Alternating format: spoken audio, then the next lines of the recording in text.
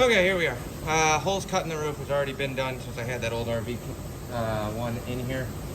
But now I'm gonna lay a big bead here. I'm gonna drop the new fan in first, just make sure everything fits. Here's the brand new fan. Much stronger duty than the last thin, crappy one. Get this apart.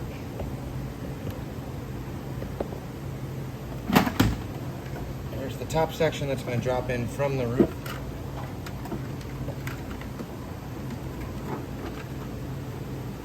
Not quite an unboxing video, but it's got a little plastic knob on the bottom for open close. So we will have this going in this way. Here's the base shell for the bottom. Looks like we got 2 wires on this for the top. So drop these down first. Then let's just make sure this fits. Which it does, but it doesn't line up to any of my old holes on the last one, but that's fine. So there it is. Quick install from the outside.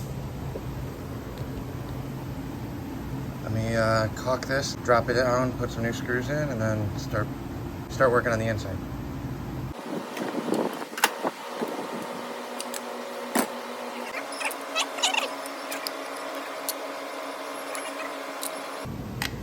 Alright, I'm going to run 2 beads of caulk on here. I don't remember which kind this is, I didn't even know. It's clear.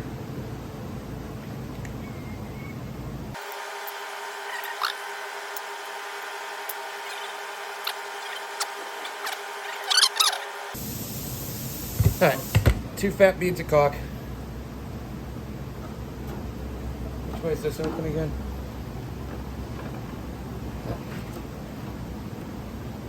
Drop the fan in.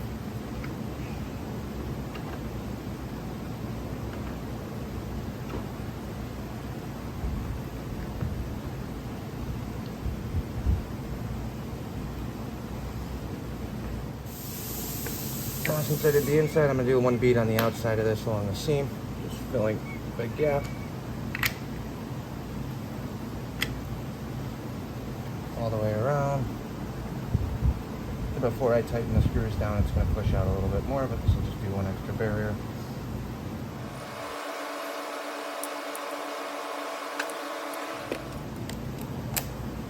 And unfortunately, none of these screw holes are the same, so I'm going to make new ones.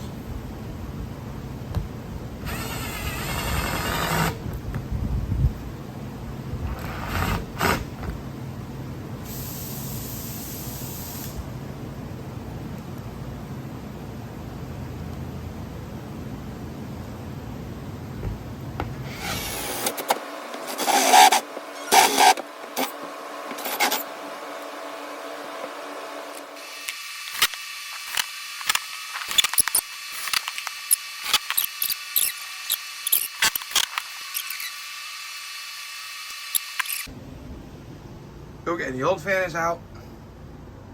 New fan is in. I just ran power to it. Everything's working really well. I gotta pop that bracing back up on the one side. I didn't put the house jack underneath there to jack that one up, and it popped when I was climbing up there, which is kind of expected. Here's the housing. The issue that I'm having is the housing, and I know some of the reviews on this on Amazon were complaining about it not fitting proper. If I take the housing itself, this one has the light built in, and run this up. One, I gotta cut a hole in the side to run these wires from the fan through. I'm gonna set all these in the corner so it's 1 power wire on both, so they're constantly gonna be getting power, but this will go on the inside, not the outside of the housing. So if I put this in like this and press it up, it's got a really big gap here. Depending on your interior and how that's set up, this might or might not work. In my case, if I look at this, the cedar is going to go along this furring strip at the front of the camera. That's about the gap. So I'm going to cut 1 inch off of that housing. I know it's brand new, but cut 1 inch off of that, and then I'm going to add some bracing around this too, some wood to support this a little bit better. But that's what we're working with. It's not that big of a deal. It's not an exact drop-in fit, but I didn't expect it to be on this. The thing on this is, but if you're doing it on your own, you're gonna have to make some modifications to the stuff that's available. So I'm gonna take 1 inch off of this housing, come back, drop it up, and see what that looks like. In order to do the 1 inch cut, I'm taking a 1 inch roll of masking tape. I'm basically just gonna use this as my reference line. So I'll set it up flush on the edge.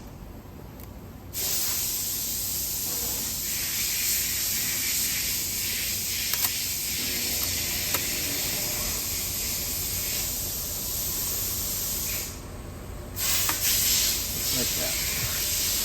Now I can follow this tape line around. I cut it at the corners. I'm only going to be doing 1 cut at a time, but I will wrap it here.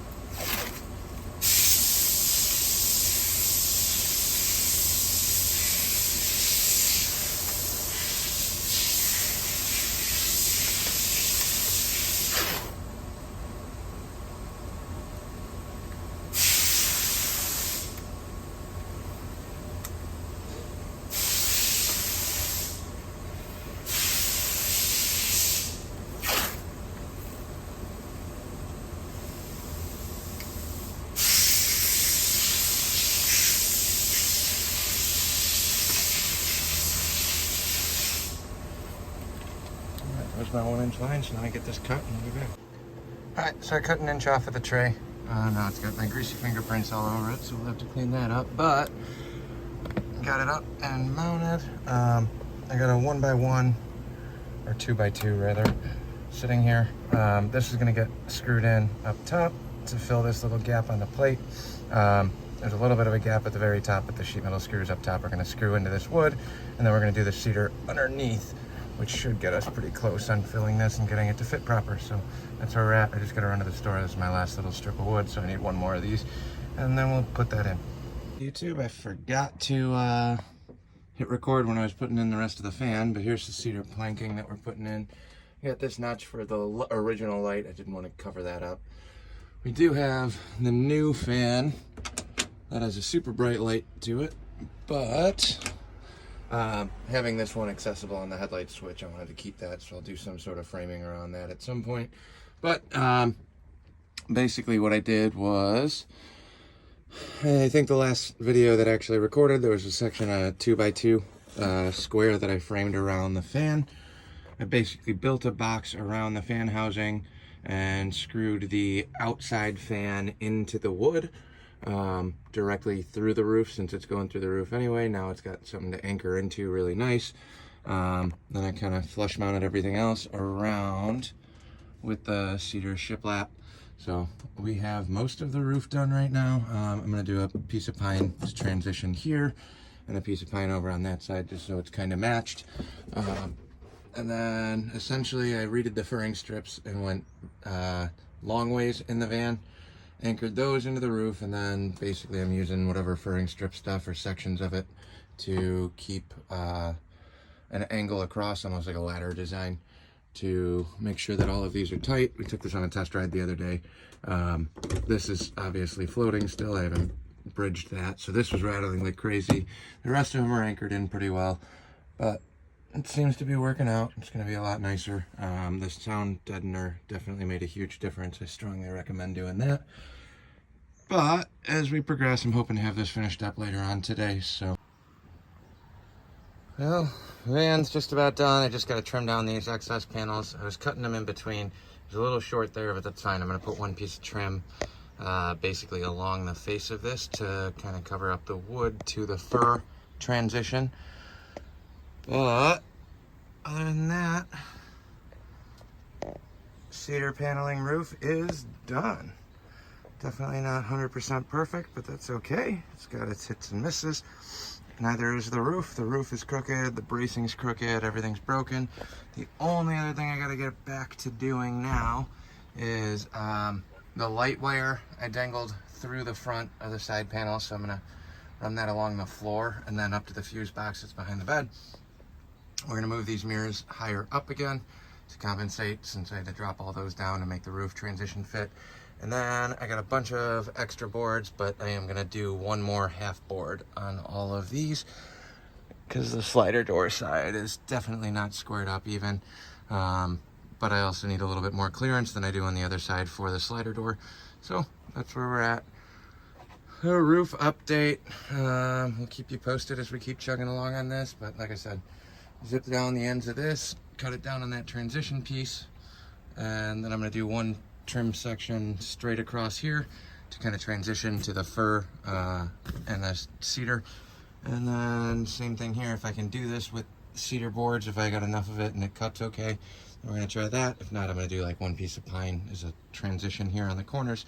But other than that, our cooler slash storage compartment is in. We tried this out the other day, it worked great.